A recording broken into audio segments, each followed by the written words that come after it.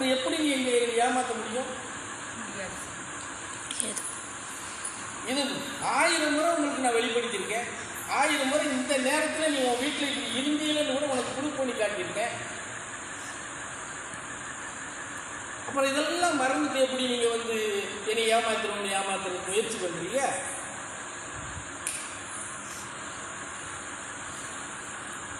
சொல்லுங்க. இப்போ கூட இப்போ மூச்சு பிடிச்சி பேசிட்டு இருக்கேன். எனக்காக பேசிட்டு இருக்கேன்? இல்லை சாமி, எங்களுக்காக. அறிவிட்ட நாய் அப்படியாவது உங்களுக்கு புத்தி வருமா?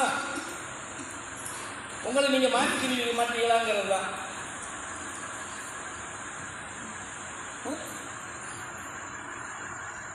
பல முறை சொல்லியிருக்கிறேன். நீ வந்து இந்த இடத்துக்கு சேர்ந்துட்டியா, ஒருவேளை உன்னுடைய முன்னோர்கள் கருமா, முன்ஜென்மத்துக்கு கருமா குமிஞ்சி கிடக்குன்னா அதுக்கு மிஞ்சி போனால் 36 மாதம் தான் தேவைப்படும். அந்த 36 மாதத்துல இந்த பரதேசம் அதை களையெடுத்துருங்க. அதுக்கப்புறம் நீ மாற்றத்துக்கு வரணும்னு கூட சொல்லியிருக்க.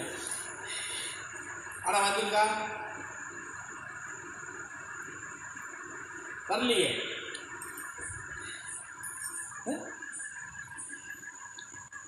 அப்போ என்ன அர்த்தம்?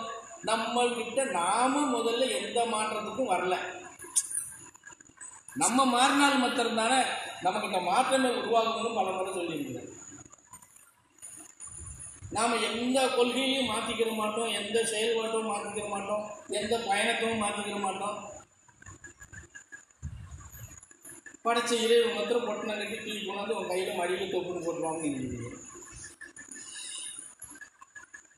போடுவான். எந்த பொட்டணத்தை போடுவான் தெரியுமா? நீ சேர்க்கிற கருமாவில் இன்னொரு கருமாவை சேர்த்து பொட்டணமா உருட்டி பந்து மாதிரி போட்டு அம்மாட்டு போயிடலாம். உருட்டிக்கிட்டே தெரியும்.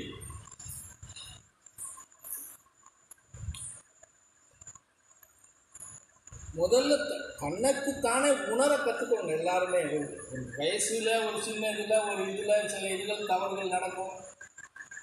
குடும்ப சூழ்நிலை, அவங்க கூட சேர்ந்தேன், இவங்க கூட சேர்ந்தேன், அவன் அப்படி ஏமாற்றிட்டு போகிறான், இவன் இப்படி ஏமாற்றிட்டு போகிறான், நம்ம இப்படி ஏமாற்றி பிழைச்சிக்கலாம்னு போகிறது சகசம். ஆனால் அந்த தவறுகளை செஞ்சு நம்ம ஆயிட்டோம்னு சொன்னால் அதுக்கப்புறம் நம்ம திருந்தலைன்னு வச்சுக்கோ, புதக்குழியில் தான் அவங்க கிடக்கணும். புரிஞ்சதா?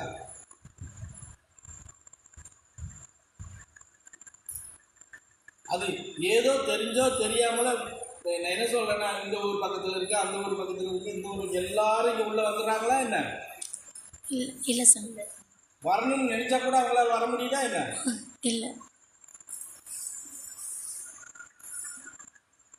நீங்க தெரிஞ்சோ தெரியாமல ஏதோ ஒரு லைனுக்குள்ள உள்ள வாரீங்கன்னா, நான் உங்களுக்கு ஓப்பனா சொல்றேன், நீ கும்பிட்டுருக்க மாட்டேன். நீ எங்க மயிரை கும்பிட்டு இருக்க? குலதெய்வத்தை போய் அப்படியே போய் குலதெய்வத்துக்குள்ள மண்டி இடிச்சு போட்டு உட்காந்து கும்பிட்டுருக்க போகிறாங்க. ஏதோ முன்னவர்கள் கொஞ்சம் குலதெய்வத்துக்கு இல்லான்னு சொல்லி காட்டி சொல்லியிருப்பாங்க, கும்பிட்டுருப்பீங்க. அவங்க கொஞ்ச நாள் அந்த உங்கள்கிட்ட முன்னோர்கள்ட்ட வாங்கி தின்ன கடனை தீர்க்கிறதுக்காக வேண்டி இது கழுதி எப்பவும் திருந்தாது, இந்த இடத்துல தள்ளியால் விட்டுருவோம், எப்படியாவது மண் கட்டி கலருக்கு தள்ளி விட்டு போயிட்டு இருக்காது. இல்லைன்னா உங்களுக்கு அது இங்கே இடம்.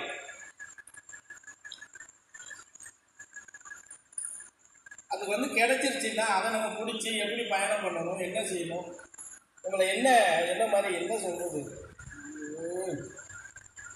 கெட்ட வாதிலாம் திட்டணுன்னே வருது. எனக்கு